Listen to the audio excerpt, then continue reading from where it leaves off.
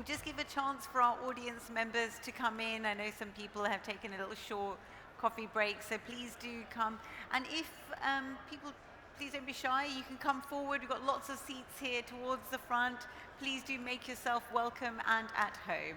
So, as we move towards the end of day 2, this is our penultimate session. It's a really interesting case. The particular lady, the businesswoman, has flown in especially from Egypt here to be at GITEX Global at the Expand North Star, our landmark startup event. So it's really interesting for us to hear more of the journeys from these amazing entrepreneurs sharing their international experience, their insight, what they've learned over their career journeys, but also the legacy of what they can share, some practical tips. On that note, allow me please to introduce the CIO of Flat 6 Labs, Dina Shenoufy, flown in especially from Egypt. Over to you, Dina. Thank you so much.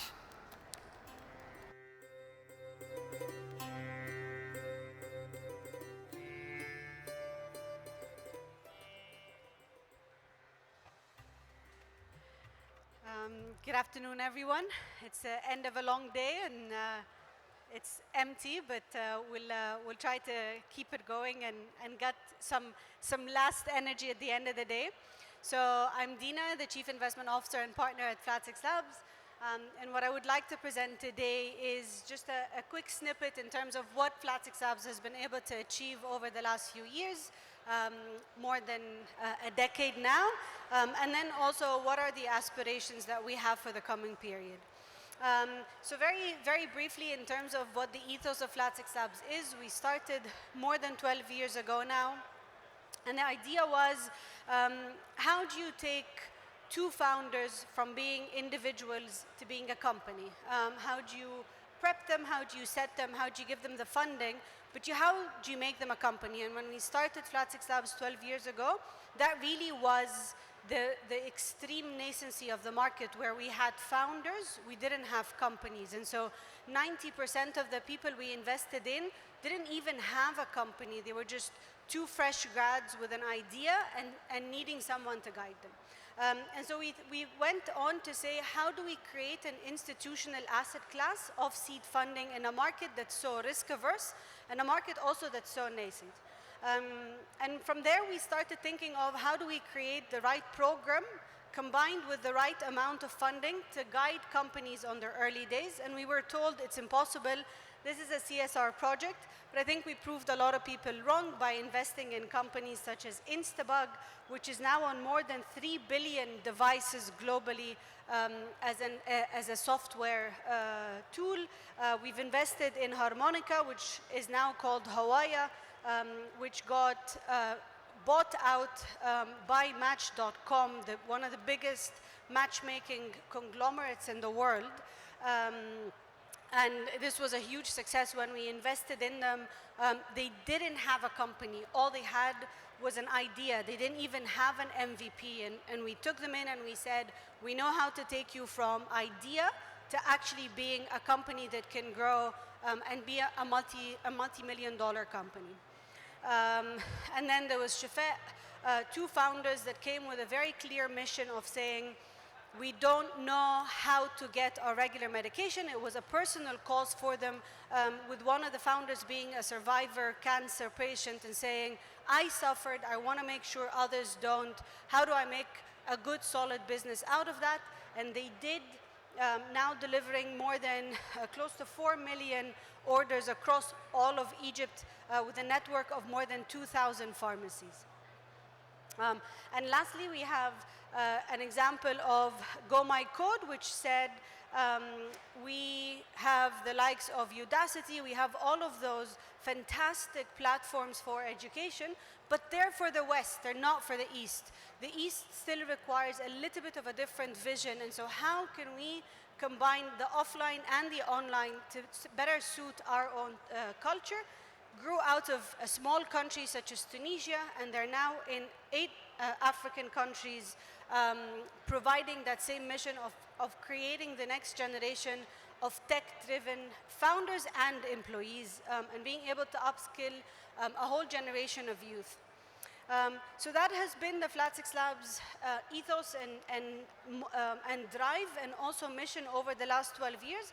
And with that, we've expanded out of our initial home country, which is Egypt, into 7 countries across the Middle East, to be named the most active investor in the MENA region just for the past year, 2022, having deployed and invested in more than 400 companies in the last 12 years across the MENA region, leading to the creation of more than 80,000 jobs, 26% of which are females, and that's something that we're very proud of and hope to increase. And we haven't done that alone. We've done that with the participation of many world-class partners that had believed in us, but also supported us along the way, from institutional investors such as the IFC, the Egyptian American Enterprise Fund, and then local banks, family offices. So we've really been able to harness and catalyze both private and public money to support us in that sort of cause to invest in the next generation of innovative companies. And what, if I'm to summarize over the last 12 years, what made us different is that we've really stood our grounds. There were a lot of people that said, you have to do this in a grant form, and we said, no, we're here to institutionalize it. We're here to create an investment mandate, because that's the only way we can create a very synergistic and aligned model between us, our investors, and then also the portfolio companies we invest in. This allowed us to create the regional footprint that's now unrivaled, allowing us to take any company from the most western point in the Middle East to the most eastern point in also the Middle East. Our ability to build partnerships and understanding that we can't do this alone, and having that local network of mentors, institutions, governments, lawyers, service providers, they are key to our success, and then ultimately the success of our stakeholders, which are the portfolio companies and the founders. And like I said, having that aligned interest along the entire value chain of us, our investors, and then the ones we invest in. And this has all been accomplished by an amazing team that spans across 7 countries, more than 50% of which are female-led. And again, that's particularly something that's very dear to our heart, all very well connected with one purpose: to support our founders and our portfolio companies. So this has been keeping us busy for the last 12 years, and now what we want to focus on is a new mandate, or the next nascent market, and that for us is Africa. And so the next mandate for Flat Six Labs is going to be an Africa fund, targeting North, East, and West Africa, which are the markets that we feel are a lot more connected than the rest of Africa, but also markets that we feel are similar in many demographics and also needs. So this is going to ultimately be an 85 million seed fund, looking to invest in the next 160 companies just out of this one region, with tickets ranging from 150 to 500,000. And so we're adapting to the market and increasing our ticket size even at the seed level to try and support companies for a longer period along their journey. This fund is meant to sort of catalyze or build upon a really strong market opportunity that we see in Africa, which really can be sort of summarized into 3 main points, which is the demographics, very similar to our home country, which is Egypt. Youth, tech savvy, very hungry, and feel the need to solve a lot of problems. An ecosystem that's the fastest growing in the world, in the sense of how so many are coming now together to sort of unite in building that logic of taking risk, innovating, creating the next wave of technology-enabled solutions to solve our inherent issues. And ultimately, an industry, but not just an industry, a market that's very hungry for innovation and disruption. With that, like I said, those are going to be the four biggest regions that we'll focus on. Egypt, as our hometown, is going to be a significant allocation and coverage in that fund, followed by the rest of North Africa, West and East Africa, whereby we want to be able to provide our founders access to the bigger markets while trying to create and catalyze bigger pipeline and ecosystem in the smaller markets such as Cote d'Ivoire, Senegal, and Ghana in West Africa, but then also Rwanda, Ethiopia, and Tanzania in East Africa. We want to focus on sectors where we feel there's the biggest need, and those would be fintech, health tech, logistics, agri-tech, sustainability, and climate resistance, education technology, but then also some retail, commerce, and SaaS solutions to empower the burgeoning middle class in those markets.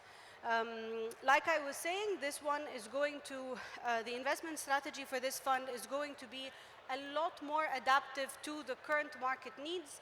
And so whereas previously Flat Six Labs used to only invest within the realm of the accelerator program, and so we used to assume that every seed founder is a founder that needs to go through the accelerator program. Now we're very cognizant of a new wave of second-time founders and more mature founders that don't need the program, but they're still raising a seed round. And so we want to cater for those with the ability to give them a straight-up ticket while still being able to support the less mature founders or the first-time founders through our accelerator program that helps them take the early steps in a very structured manner rather than a one-on-one relationship. And then ultimately, both of those feed into our portfolio management tools and our portfolio support with the ultimate goal of collectively creating value together with our founders. This is also very important, and one of the things that we knew has been very instrumental to the success of our portfolio companies before is our ability to double down alongside the best performing companies. And so in markets where we feel there's a huge gap from seed to Series A, we will be able to also say for the companies that need to keep going until their Series A level, we're able to provide a follow-on funding ticket, one, to be able to attract further risk capital into them and get more investors excited by showing our support, but two, to also be part of bigger rounds that can support them longer and further.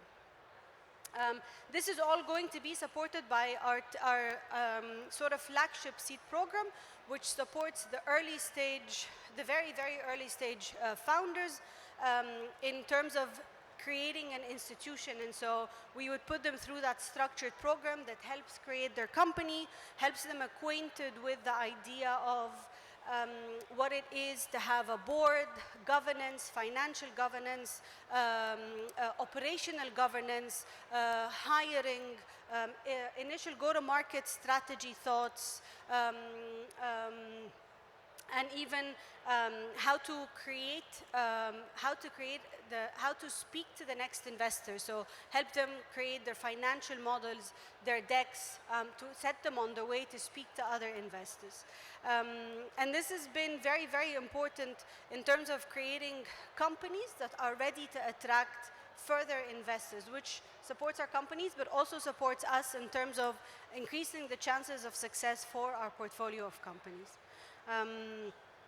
This is all done by a very dedicated team, or the Africa is going to be led by a very particular team, which is myself and my partner Ramez. We've been working together for the last 12 years, quite a long time. And then we're joined by our two colleagues, Walid and Christine, as our two new partners in the Africa Fund, covering North Africa and also Sub-Saharan Africa, and then a full diverse team that is cut across the region to really be able to be on the ground, listen to the needs of the market, but also respond to the needs of the market and be able to sort of expand the network of that market that we work in. So please, if anyone is interested to understand more, memorize the faces and feel free to stop any of us as we move along. So that's it, and thank you very much.